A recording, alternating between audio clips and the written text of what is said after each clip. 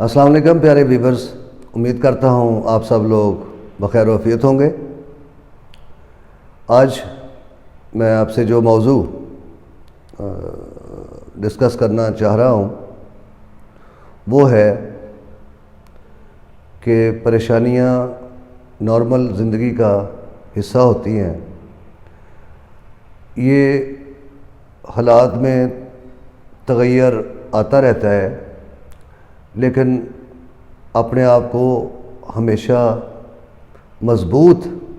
بنائیں، اپنے اعصاب کو بھی مضبوط رکھیں اور کبھی بھی پریشانیوں کو اتنا بڑا مت سمجھیں کہ جو آپ کی زندگی کو انتہائی متاثر کر جائیں۔ تو کسی بزرگ کا ایک قول ہے، اس کے پاس ایک نوجوان آیا اور اس نے کہا کہ میں بہت پریشان ہوں اور مجھے کوئی زندگی میں کوئی امید نظر نہیں آ رہی،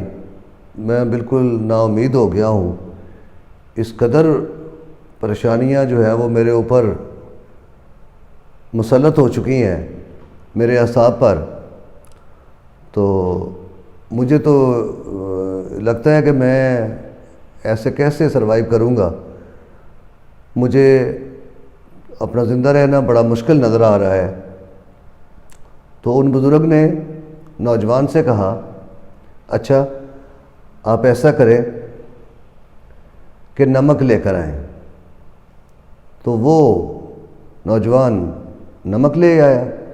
تو بزرگ نے کہا کہ اب اس کو ایک چمچ جو ہے پانی کے بھرے ہوئے گلاس میں ایک چمچ نمک کا حل کر دیں۔ تو نمک کو نوجوان نے حل کیا، تو پھر بزرگ نے کہا کہ اب آپ اس کا گھونٹ بھریں۔ تو نوجوان نے گھونٹ بھرا پانی کا اور ساتھ ہی اس پانی کو تھوک دیا اور کہنے لگا کہ یہ تو بہت کڑوا ہے۔ تو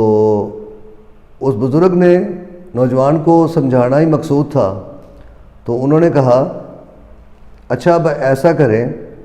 کہ نمک کا ایک چمچ جو ہے وہ یہ پاس ہی ایک ندی پر لے گئے اسے اور کہا کہ اس ندی میں پھینک دیں۔ تو اس نوجوان نے وہ نمک کا چمچ جو ہے، وہ نمک سے بھرا ہوا چمچ جو ہے وہ ندی میں پھینکا، اور پھر بزرگ نے فرمایا کہ اب ندی سے پانی تھوڑا سا لے کر پئیں۔ تو اس نوجوان نے ندی کا پانی پیا تو وہ کہنے لگا یہ تو میٹھا ہے۔ تو بزرگ نے کہا کہ بس ایسے ہی ہے زندگی کی پریشانیوں کی مثال، کہ وہ گلاس میں نمک تھا تو آپ کو جو ہے وہ بہت کڑوا لگا، زہر جیسا لگا۔ تو بیٹا ندی جس کا پانی پہلے سے ہی میٹھا ہے، اس میں جب آپ نے نمک پھینکا ہے تو وہ پھر بھی میٹھی کی میٹھی ہی رہی ہے۔ اس لیے اس بزرگ نے فرمایا کہ میں آپ کو یہی سمجھانا چاہتا ہوں کہ اپنے آپ کو ایک ندی جیسا کشادہ کر لیں، پھر آپ کو یہ پریشانیاں جو ہیں وہ بالکل زیادہ نہیں لگیں گی، تھوڑی لگیں گی، اور کبھی بھی پریشانیوں کو اپنے اعصاب پر سوار نہ ہونے دیں۔ آج میں ایک بہت ہی ہاربل واقعہ جو میری لائف کا انسیڈنٹ ہوا، جو میری زندگی میں آیا، بہت سارے دوست احباب کو نہیں پتہ ہوگا، آج میں آپ سے وہ شیئر کرتا ہوں جس میں آپ تصور کریں، اپنے آپ کو اس جگہ پہ رکھ کے تصور کریں کہ کتنا ہاربل تھا، اور اللہ تعالیٰ نے اتنی بڑی موت کے قریب سے بھی، موت کے منہ سے بھی اللہ نے بچا لیا۔ تو بے شک وہ بڑا بے نیاز ہے۔ تو میرے ساتھ اس طرح ہی میں ایک دوست کے ساتھ ٹریول کر رہا تھا، رات کا ٹائم تھا، سردیوں کے دن تھے، رات کوئی 11 بجے کا وقت تھا۔ تو ہمیں راستے میں 3 موٹر سائیکل سوار ڈاکوؤں نے اسلحے کے زور پر روک لیا۔ تو یہ زندگی میں پہلی بار ہوا تھا میرے ساتھ۔ اس میں انہوں نے گنز وغیرہ جو ہے وہ ہمارے سروں پہ تان دیں۔ ہم لوگ گاڑی پہ تھے، وہ لوگ موٹر سائیکل پہ تھے، وہ 3 نوجوان تھے۔ اور سب سے پہلے تو انہوں نے یہی کہا کہ بھائی اپنا جو کچھ بھی ہے آپ کے پاس فوری طور پہ نکال کر، ان کا رویہ بھی بڑا سخت تھا۔ اور اس طرح سے انہوں نے ہمارے پاس جو بھی چیزیں تھیں، وہ چونکہ آتشی اسلحے سے لیس تھے، ان کے پاس ریوالور تھے، پسٹل یا ریوالور اس طرح کا اسلحہ تھا ان کے پاس۔ تو انہوں نے پہلے تو کہا کہ بھئی آپ جو کچھ ہے سختی سے جو بھی ہے نکال دیں۔ وہ جو ہمارے پاس جو بھی تھا، ویلٹ تھے، ان میں کچھ پیسے تھے، اور اس کے علاوہ کوئی ڈاکومنٹ تھے، اور اس کے علاوہ جو ہے وہ ہمارے پاس موبائل تھے۔ تو وہ انہوں نے ہم سے جو ہے وہ چھین لیے۔ مگر اس کے بعد سڈنلی کیا ہوا کہ ہم تو سمجھے کہ یہ نہیں، یہ ایک واقعہ، ایک برا ایک وقت آیا اور گزر جائے گا، اور گزر گیا ہے، لیکن ایسا نہیں ہوا۔ وہ انہوں نے، ان کے دماغ میں کچھ اور ہی نیگیٹو چل رہا تھا، اور شاید انہوں نے یہ دیکھا کہ یہ لوگ بالکل ایزیلی انہوں نے ہمیں سب کچھ جو ہے وہ اپنا پیسے اور یہ موبائل وغیرہ بھی دے دیے ہیں۔ تو اب اگلا کوئی ان کے ذہن میں کوئی نیگیٹو آ گیا کہ ان سے گاڑی یا کچھ اگلا ہمیں پتہ تو نہیں تھا، لیکن انہوں نے پھر ہمیں باقاعدہ طور پہ کہہ لیں یرغمال کر لیا، ہاسٹیج کر لیا۔ اور ان میں سے 2 نوجوان جو تھے انہوں نے سختی کرتے ہوئے میرے دوست کو جو ہے وہ 1-2 بار اس کو یعنی ہاتھوں سے اس کو ایک تھپڑ بھی رسید کیا۔ وہ اپنا جو ہے وہ خوف چونکہ ہم پر مسلط کر رہے تھے، اور ہم اللہ تعالیٰ کا جو ہے وہ نام لے رہے تھے دل میں، اور اللہ سے اس مشکل سے نکلنے کے لیے دعا مانگ رہے تھے۔ تو انہوں نے جو نوجوان وہ لڑکے تھے، ڈاکو تھے، انہوں نے کیا کیا کہ ہمیں جو ہے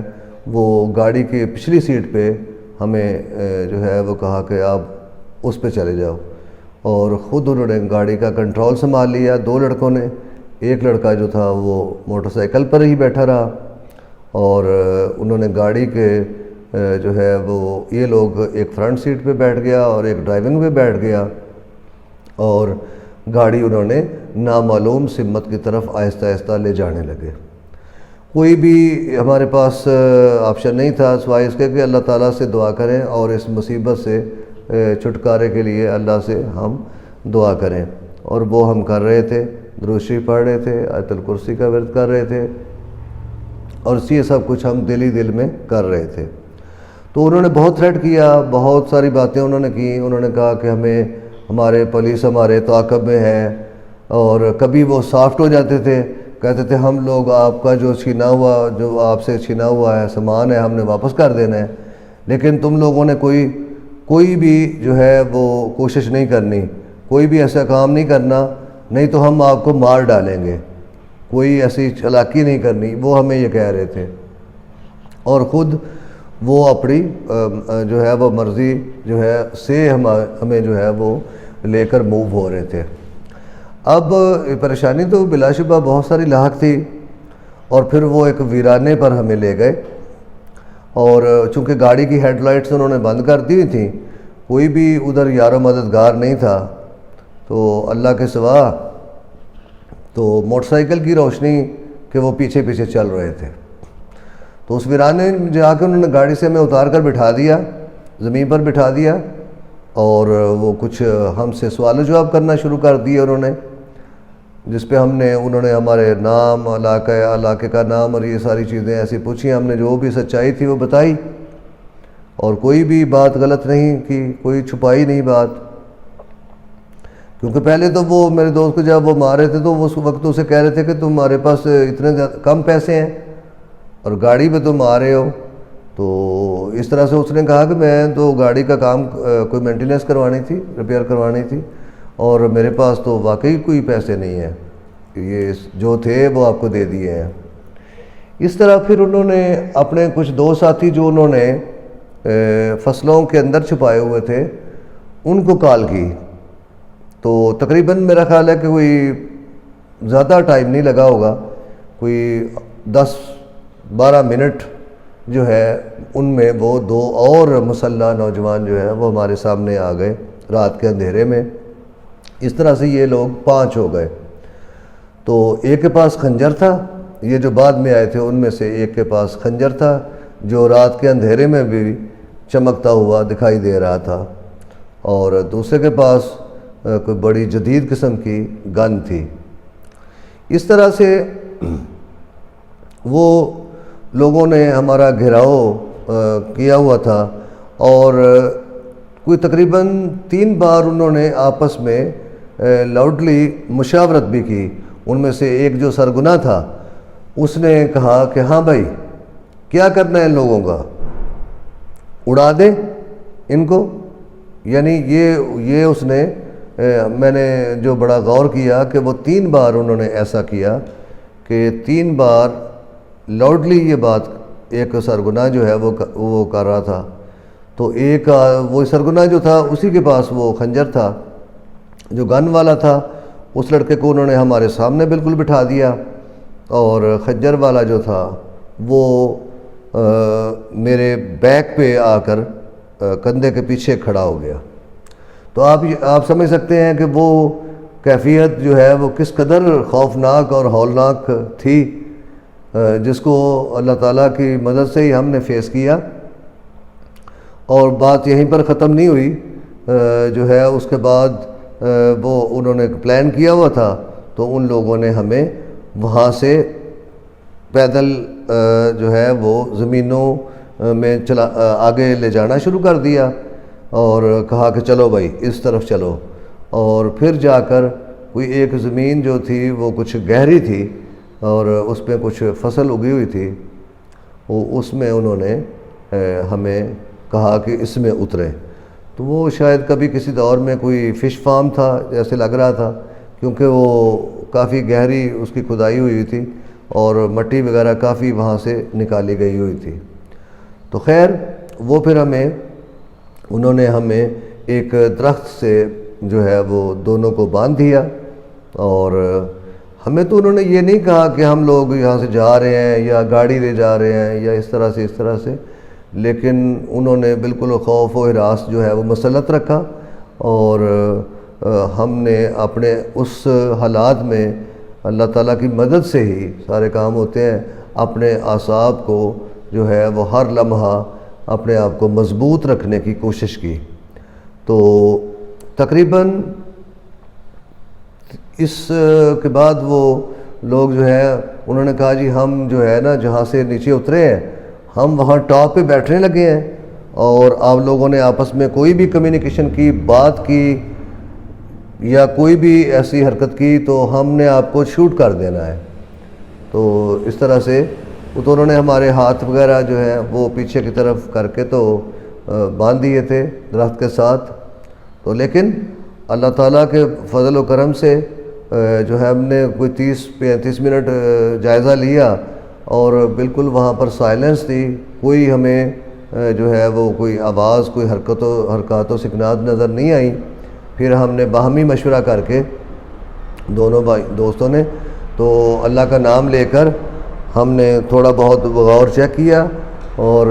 رات کے اس اندھیرے میں جتنا ہم سمجھ سکے ہمیں اندازہ ہوا کہ وہ لوگ یہاں سے جا چکے ہیں، اور ممکن ہے کہ وہ گاڑی ہی ان کا لے جانا مقصود ہو، جس بات پہ وہ انہوں نے اپنے انداز سے یہ کام کیا۔ تو خیر اللہ تعالیٰ کی ذات کی مدد سے ہم پھر وہاں سے بچ نکلے میں کامیاب ہو گئے۔ تو وہاں سے پھر بھاگتے ہوئے ہم جو ہے وہ ایک کسی دوسرے اجنبی سے وہ تھا ڈیرہ، رات کا وقت تھا چونکہ، تو ہم اس پہ دوڑتے ہوئے پہنچے، اور وہاں پر میں نے یہ آواز لگائی کہ بھائی ہمیں کوئی بھی اگر ادھر آدمی ذی نفس موجود ہے کہ وہاں پر لائٹ جل رہی تھی اس ڈیرے پہ اور کچھ جانور بھینسیں نظر آ رہی تھیں، تو ہم نے آواز لگائی کہ کوئی بھی شخص ہمیں غلط نہ سمجھنا، یہ ہمارے نام ہے، یہ ہم اس علاقے کے ہیں، تو ہمارے ساتھ یہ رابری کا، ڈکیتی کا ایک سانحہ اور واقعہ ہو گیا ہے۔ تو اللہ تعالیٰ کا شکرانہ ادا کرتا ہوں کہ وہ ایک جاننے والے تھے، اتفاق سے ایسا ہوا، وہ بستر پہ سوئے ہوئے تھے، وہ جلدی سے اٹھ کر، حالانکہ مجھے یہ بالکل قطعاً نہیں پتہ تھا، تو انہوں نے اٹھ کر ہمیں جو ہے وہ جناب بڑا گلے لگایا اور تسلی دی، اور پھر اپنے گھر والوں کو بتایا فون کر کے، اور پھر ہمیں وہ موبائل فون انہوں نے دیا۔ انہوں نے کہا کہ آپ جہاں جہاں رابطہ کرنا چاہتے ہیں اپنا فوری طور پر اپنے گھر والوں سے، اپنے فیملی عزیز و اقارب سے یا پولیس وغیرہ سے رابطہ کر لیں، اور اللہ کے فضل سے پھر ہمیں وہ دوست مکمل طور پہ ریسکیو کرتے ہوئے، جس درمیان پولیس بھی آ گئی، انہوں نے پھر ہمیں سیفلی جو ہے وہ ہمیں ہمارے گھروں تک بخیر و عافیت لے آئے۔ تو یہ قصہ سنانے کا مقصد یہ تھا کہ حالات جیسے بھی ہوں اپنے اعصاب کو مضبوط رکھیں اور اللہ تعالیٰ سے مدد کی دعا مانگیں، اللہ سے خیر و عافیت کی دعا مانگیں، اور اپنے آپ کو کبھی بھی اتنا پریشان نہ ہونے دیں کہ جو پریشانی آپ کے لیے خدا نخواستہ زیادہ خطرات کا پیش خیمہ بن جائے۔ ان سب باتوں کے ساتھ آج کے لیے آپ سے اجازت چاہوں گا۔ اللہ حافظ ناصر۔